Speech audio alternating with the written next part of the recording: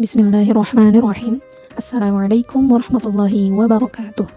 Alhamdulillahilladzi arsala rasulahu bil huda wa dinil haqq liyuzhirahu 'ala dini kulli kafa billahi syahida. Asyhadu an la ilaha illallah wa asyhadu anna Muhammadan 'abduhu wa rasuluh alladzi la nabiyya wa rasulahu ba'da amma ba'd. Marhaban bikum. Ismahu li an u'arrifakum bi nafsi. Ismi Nur Syifa. Ana min fasl alif في شعبة تعليم اللغة العربية semester الثالث متابعة باللغة Indonesia dengan NIM 12420301141. اليوم سأقدم عرضا عن موضوع صفة مشبهة باسم الفاعل وعمله. أرجو أن ينال إعجابكم. Saya membuat video ini untuk memenuhi salah satu tugas mata kuliah Nahwu Mutaqaddim. Ya, langsung saja tanpa berlama-lama. Pada kesempatan kali ini, saya akan menjelaskan apa itu sifat musyabbahah bismil fa'il dan amalnya. Apa sih itu? Nah, sifat musyabbahah itu salah satu bentuk isim mushtaq dalam ilmu Nahwu dan juga ilmu shorof, menunjukkan sifat tetap pada suatu isim. Nah, materi ini saya ambil dari kitab Mulakhas Qawaid al-Lughah al-Arabiyyah pada pembahasan di jilid 2, pengertian sifat musyabbahah. Apa sih pengertiannya?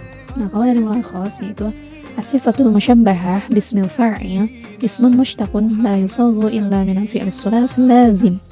Maksudnya, sifat musyabbahah bismil fa'il adalah isim mushtaq yang tidak dibentuk kecuali dibentuknya itu dari fi'il sulasi lazim. Fi'il sulasi lazim itu yang terbentuk dari 3 huruf asalnya. Nah, ayyuhalladzi laisa lahu maf'ulun bih, yaitu yang tidak membutuhkan maf'ulun bih atau objek secara langsung. Wahia wasfu yadullu ala man qama bihil fi'lu ala wajhi thabuti.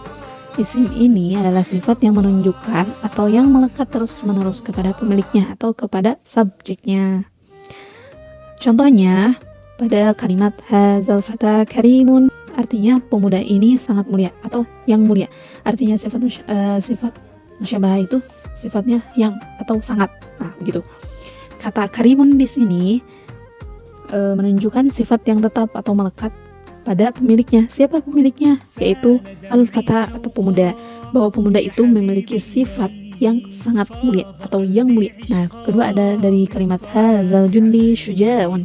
Tentara itu yang pemberani atau sangat pemberani. Nah, kata syuja'un itu adalah sifat dari siapa? Dari al-jundi, bahwa tentara itu sangatlah pemberani.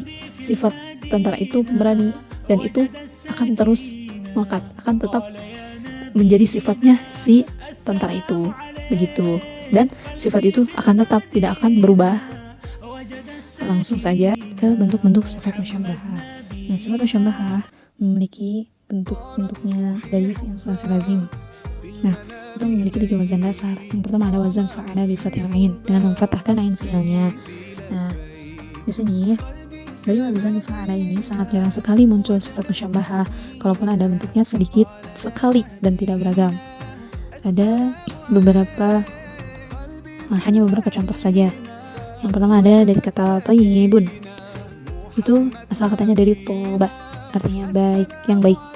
Kedua ada kata syayiqun dari kata syaqa, yang artinya menarik, yang menarik. Yang ketiga ada kata asyabun dari kata asalnya syaba, artinya yang beruban.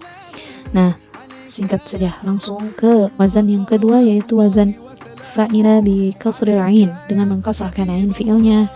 Nah, sifat musyabbahahnya datang pada beberapa wazan, yaitu ada dari wazan fa'ilun, af'alu, kemudian muannasnya ada fa'la'u, yang ketiga ada fa'lanu, muannasnya ada fa'la, dan contoh-contoh lainnya ada di sampingnya ya, boleh dibaca.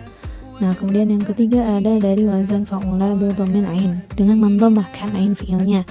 Nah, ini juga dibentuk sama ya, seperti yang lain. Nah, dari wazan-wazan lain yaitu ada wazan fa'ilun, fa'lun, fu'alun, fa'alun, fa'alun, dan fu'lun. Sebenarnya banyak contoh-contoh lainnya, tapi karena untuk mempersingkat waktu, jadi saya cuma memberikan contoh satu saja, yaitu kata do'ifun. Dari asal katanya 3 huruf, yaitu do'ufa. Artinya itu yang sangat lemah, yang lemah. Jadi sifat musyabahah itu artinya yang atau sangat ya, sifat yang menetap, melekat pada subjeknya. Ingat bahwa sifat musyabahah itu sifat yang menetap, jadi tidak akan berubah, akan tetap melekat gitu. Lanjut saja ke pembahasan selanjutnya, yaitu amal sifat musyabahah. Nah, ternyata sifat musyabahah itu bisa beramal. Bagaimana sih caranya? Nah, sifat musyabahah beramal seperti fi'il lazim, tetapi amalnya hanya pada isim setelahnya atau biasa disebut dengan na'at sababi. Misalnya juga sifat musyabahah beramal harus memiliki syarat-syarat. Apa saja syarat-syaratnya? Syarat-syaratnya itu sama seperti pada isim fa'il. Tentunya kita sudah mengetahui ya pada pembahasan sebelumnya tentang isim fa'il, jadi tidak perlu disebut lagi untuk menyingkat waktunya. Nah, sifat musyabahah juga memiliki 3 keadaan makmulnya. Apa saja keadaannya? Yang pertama, keadaannya itu dalam keadaan marfu sebagai fa'il. Syaratnya jika disandarkan kepada dhamir atau isim lain. Contohnya ada pada kalimat dakhaltu bustanan jamilan manzuruhu. Aku memasuki kebun yang indah pemandangannya. Kata manzuruhu menjadi fa'il bagi sifat musyabahah dari kata jamilan. Nah, kedua ada dalam keadaan mansub sebagai tamyiz. Syaratnya terjadi apabila sifatnya nakirah. Contohnya, kita pakai contoh yang tadi saja, dakhaltu al-bustana al-jamila manzuran. Kata manzuran menjadi tamyiz mansub bagi kata al-jamila. Nah, yang sifatnya menjadi nakirah, sifatnya mana? Yang kata manzuran harus nakirah. Kemudian yang ketiga dalam keadaan majrur, keadaannya majrur karena idhofah. Syaratnya jika sifat musyabahah diiringi dengan alif lam.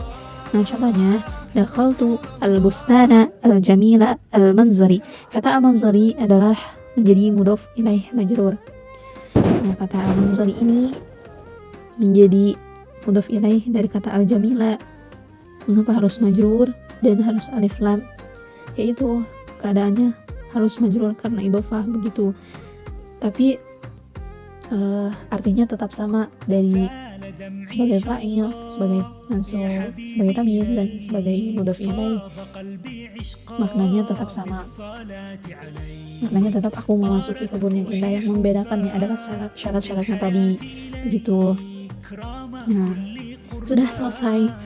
Nah, kesimpulannya di sini bisa disimpulkan bahwa sifat musyabahah adalah sifat tetap yang dibentuk dari fi'il sulasi lazim. Sifatnya itu permanen, tidak bisa diubah. Yang kedua ada memiliki wazan, banyak wazan. Di antaranya tadi ada fa'ila, fa'ula, fa'ilun, fa'ilun, fu'alun, fa'ulun, fa'lanu dan sebagainya. Nah, dapat beramal apabila seperti fa'il dan makmulnya bisa marfu, mansub atau majrur sesuai dengan konteks kalimatnya. Nah, penguasaan sifat musyabahah itu sangatlah penting karena ia sering muncul dalam Al-Quran yang sering kita baca. Terus kemudian ada hadis dan teks-teks Arab klasik karena kita dari pendidikan bahasa Arab. Begitu teman-teman. Boleh dibaca di PPT-nya untuk memahami lebih lanjut. Boleh kalian lihat di mulakhas ataupun di sumber-sumber lain. Saya hanya menjelaskan singkatnya saja untuk memenuhi tugas begitu. Demikianlah penyampaian materi tentang sifat musyabahah ini. Semoga penjelasan yang saya sampaikan bermanfaat bagi teman-teman semua dan menambah wawasan tentunya bagi saya sendiri, dan juga mohon maaf sebesar-besarnya apabila terdapat kesalahan-kesalahan dalam penyampaian materi ini, karena saya pun masih belajar, karena kesempurnaan hanyalah milik Allah Subhanahu wa Ta'ala. Dan saya akhiri, Allahu a'lam bishawab, wallahul muwaffiq ila aqwamit thoriq. Wassalamualaikum warahmatullahi wabarakatuh. Terima kasih, syukran jazilan.